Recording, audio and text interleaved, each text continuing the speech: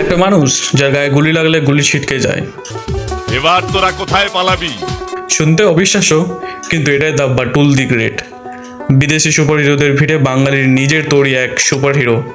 কিভাবে একজন সাধারণ বলবান মানুষ হয়ে উঠলো সুপার হিরো, আর কেনই বা 555টি এপিসোডের পর থেমে গেল বাটুলের গল্প। আজকের গল্পটা সেই বাটুল দি গ্রেটের ওপর।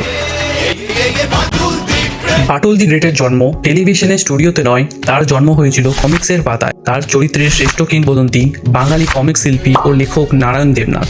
তিনি প্রথম বাটুলের চরিত্রটি ভাবেন এবং নিজের হাতে তার স্কেচ আঁকেন।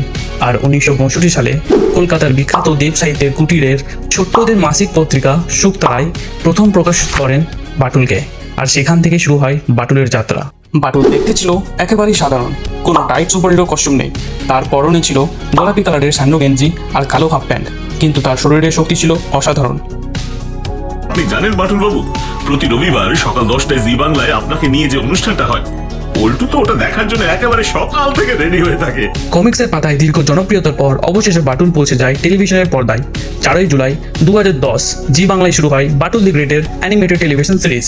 প্রথম দিকে প্রতি রবিবার সকালে সম্প্রচারিত হতো এই সিরিজ, আর খুব দ্রুতই বাটুল আবার ঢুকে পড়লো বাঙালির ঘরে ঘরে।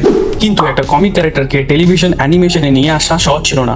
এই অ্যানিমেটেড সিরিজের অ্যানিমেশন প্রোডাকশনের দায়িত্ব ছিলেন ভারতীয় অ্যানিমেশন স্টুডিও অ্যানিমেট্রিক্স মাল্টিমিডিয়া, অর্থাৎ নারায়ণ দেবনাথের কমিক্সের চরিত্রকে টেলিভিশনের জন্য নতুনভাবে প্রাণ দেওয়ার পেছনে ছিল একটা বড় ক্রিয়েটিভ টিম। বাটুলের গল্প শুধু বাটুলকে নিয়ে ছিল না, তার চারিপাশে ছিল একদল অদ্ভুত এবং মজাদার চরিত্র। বাচ্চু এবং বিচ্ছু পাড়ার দুই ভীষণ দুষ্ট ছেলে।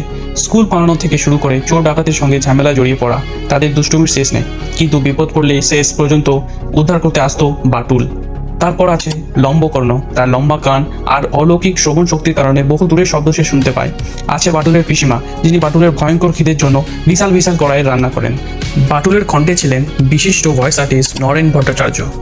বাটুলের দুই দুষ্টু সঙ্গে বাচ্চু বিচ্ছুর চরিত্রের কণ্ঠ দেন অরিজিৎ ভদ্র এবং রূপন দাশগুপ্ত। কিন্তু এত জনপ্রিয় একটি সিরিজ, নতুন গল্প শেষ পর্যন্ত কেন বন্ধ হয়ে গেল? এর প্রধান কারণ ছিল গল্পের সীমাবদ্ধতা। নারায়ণ দেবনাথের মূল কমিক্সের বহু গল্প ইতিমধ্যেই অ্যানিমেশনে ব্যবহার করা হয়ে গেছিল, ফলে নতুন এপিসোড তৈরি করতে স্ক্রিপ্ট রাইটারদের নিজের মতো গল্প লিখতে হচ্ছিল। কিন্তু সময়ের সঙ্গে সেই গল্পগুলোর মধ্যে একঘেয়েমি এবং রিপিটিশন দেখা দিতে শুরু করে।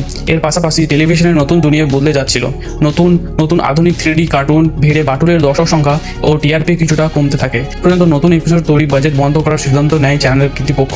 এর স্মৃতিতে বাটুল দি গ্রেট শুধু একটা কার্টুন ক্যারেক্টার নয়, সেটা একটা সময়ের স্মৃতি, একটা প্রজন্মের শৈশব, আর হয়তো বাঙালি সবচেয়ে আপন দেশি সুপার হিরো। সে ছিল, সে আছে, আর যতদিন বাঙালি তার শৈশবকে মনে রাখবে, বাটুল দি গ্রেট ততদিন বেঁচে থাকবে। যদি ভিডিওটা তোমাদের একটুকুনি ভালো লেগে থাকে তো প্লিজ লাইক কমেন্ট করো, আর প্লিজ সাপোর্ট করো আমাকে।